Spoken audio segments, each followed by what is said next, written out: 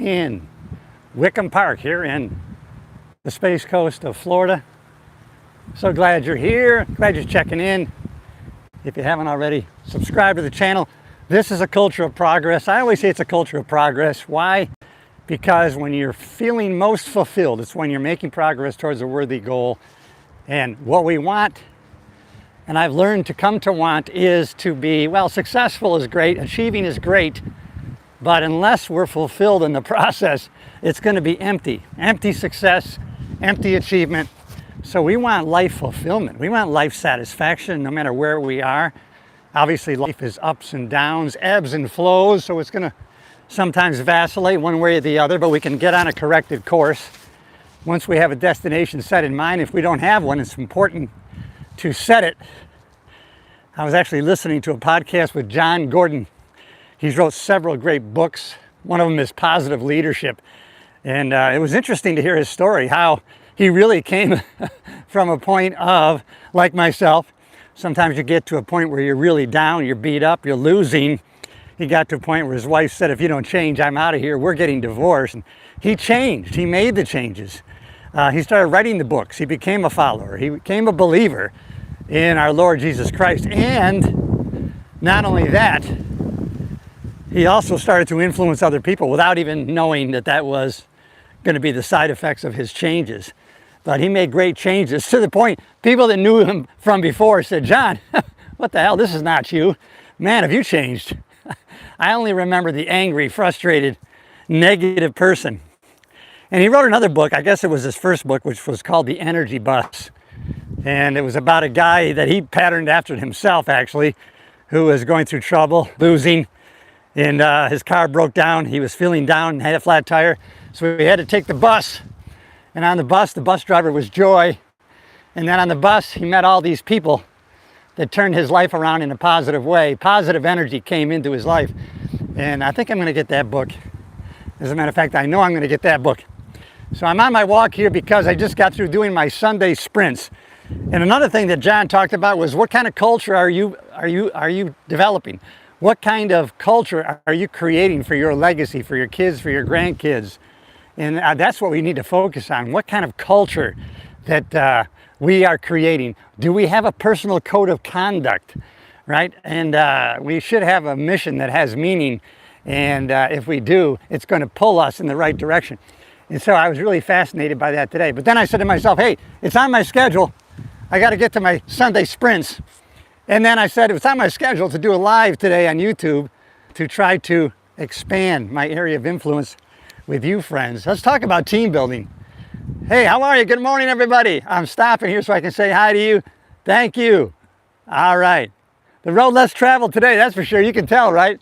Not too many people on this road. Not too many people were doing sprints today. And not that many people on a Sunday in a beautiful park walking. There's a few out here.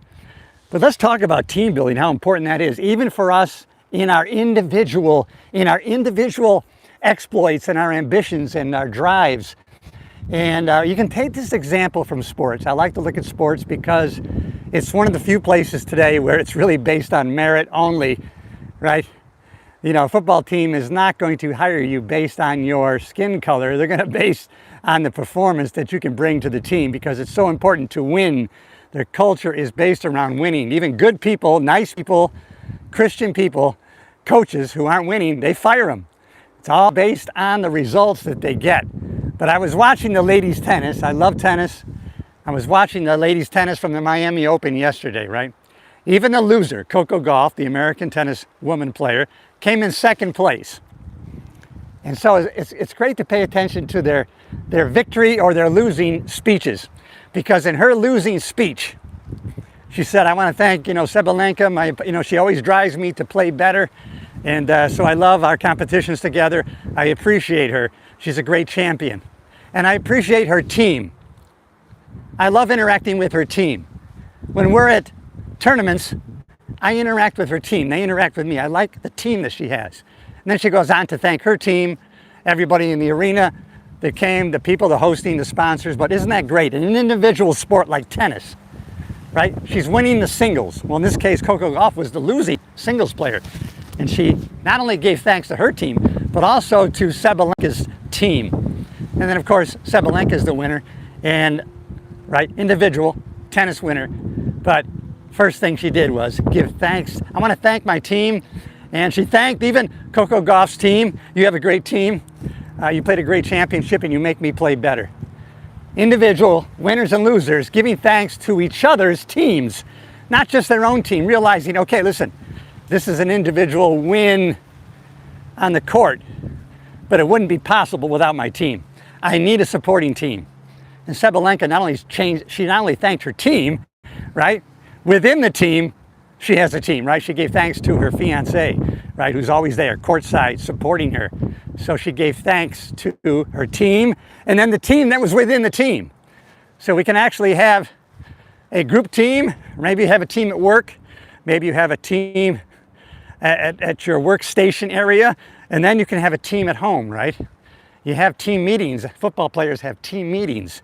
Why can't we have family meetings? Have a family meeting. Hey, are we on mission? Are we on task? How can we support each other better? Asking those powerful questions. It's all great. Hey, if you haven't already subscribed to the channel, you kind of know what it's about now. And I become addicted to learning, becoming more, learning more. It's a never ending, to the deathbed, learning more. How can I get better every day in every way? If that's something you're interested in, and it's not for everybody. And you know, all these principles and values have always been there. Nothing new under the sun. Only the way people use it and the results they get. So a lot of what I talk about are things I learned from other people, things that have been around for a long time. They're nothing new except for that I tried them, and these are the results that I've gotten, and I'm sharing them with you.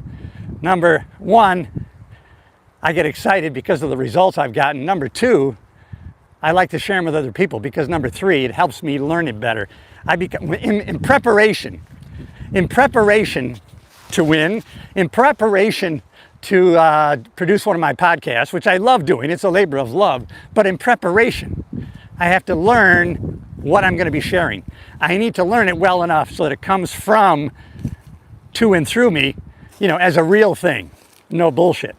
And so, in today's day and age, most of us are becoming where we don't really like bullshit, and our bullshit meter is turned way up. Because there's so much bullshit AI-generated content that we want real, authentic shit, which is why that's why I'm going live right now for a couple different reasons. I go live vertical because it shows up in the shorts feed, and I connect with people who aren't already subscribed and who haven't seen me on the channel before. So I meet and greet new people. So that's one of the reasons. But another reason is because you can tell it's real, authentic, and I like doing it when I'm walking and talking, because then you know for sure I'm not looking at a teleprompter, I'm not looking at my notes. It's going to be hard to bullshit when you're speaking from your head and your heart. And hey, that's the key, is you know, get out there and just share how you're really feeling and what you're really thinking about. People are attracted to that. We no longer want anything that's overly polished and produced. It's not what we're about, and it's not what I'm about, and a lot of people that have connected with me over the years feel the same way. And you know, I became frustrated a little bit last couple days, right? Because I see a lot of people. I'm 68.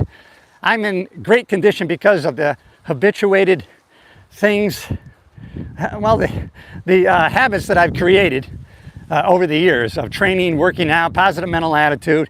You know, you get knocked down, but you get back up. Those kind of things. And so I got a little frustrated the last, you know, few days, because I see people on YouTube, online, they're creating videos, and to me they're fat, they're out of shape, they're old, they're boring as hell. They have no vigor, no excitement, and yet they have thousands of views, 80,000, 150,000, you know, they got 1.6 million followers, and hey, but you know what? I have to refocus on the one. Try to have a positive impact on the one that I would have for all.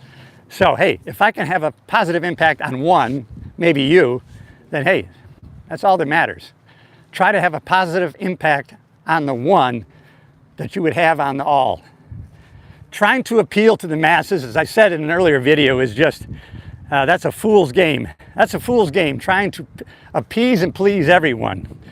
Although, you know, at the same time, of course, I want to increase my area of influence and my circle of influence.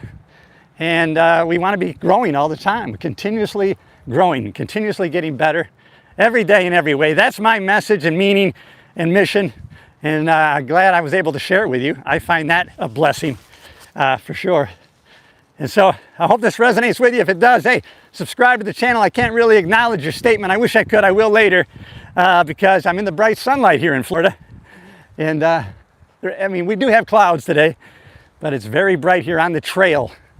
I'm in Wickham Park here in Florida on the Space Coast. And we got a big launch coming up. We got a manned spacecraft going off, I think, the next few days. I know everybody's coming into town to see the big launch of the live astronauts taking off, and it's going to take off just 20 miles north of me here at Cape Canaveral. And so looking forward to seeing that. A lot of people are. A lot of people coming into town. I see all the hotels are jacking up prices and, you know, gouging people. Crazy. No place to park. People renting their units for astronomical amount of money. Crazy. But you know what? Whatever the market brings is what the market value is of a place, a car, of any item up for bid. All right, everybody, Cliff Yates. This is my channel. It's real raw. Subscribe to the channel. Hey, check out the rest of the content. I do a podcast that's based on self-improvement, personal growth, how we can get better every day in every way than we were yesterday. You got this. All right, I want to encourage you. What is encouragement? Speaking courage into someone else. No greater joy. See you in the next video.